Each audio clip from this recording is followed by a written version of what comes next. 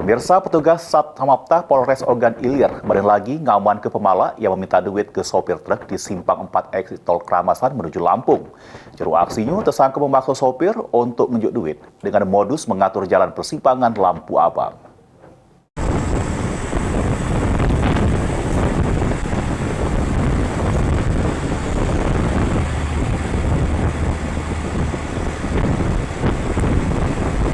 Pas dapat laporan, sopir truk dipaksa nyerah ke duit pas liwat di persimpangan lampu abang exit tol Kramasan Palembang Lampung.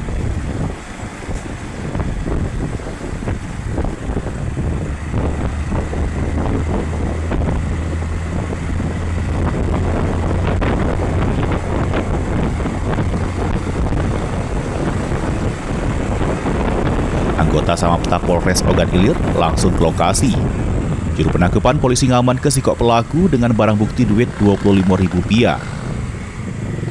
Kanit Jakwali Samapta Polres Ogan Ilir, Aibda Beni Harmoko nyebut pemala atas nama Budi Wirasaputra, 31 tahun, warga Kertapati Palembang. Modus pelaku dengan cara mengatur jalan persimpangan lampu abang, kemudian ngetok kaca sopir maupun bodi mobil truk memaksa minta sejumlah duit.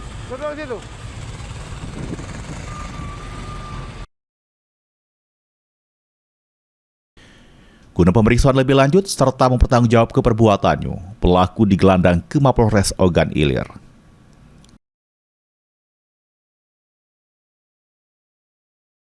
Pribadi, ada masyarakat yang melakukan kegiatan pungli. Sementara kami amankan yang bersangkutan diduga pungli termasuk barang bukti uangnya. Jadi kami dari tim patroli perintis polisi akan membawa yang bersangkutan ke Polres untuk dilakukan pemeriksaan, kita serahkan ke Satuan Reskrim. Kami menghimbau kepada masyarakat jangan sekali-kali coba-coba beraktivitas di hutan tol Kramasan. Kalau tidak mau ketangkap dari tim kami patroli perintis polisi akan kami tindak tegas sesuai aturan yang berlaku. Ahmad Romawi, PAL TV.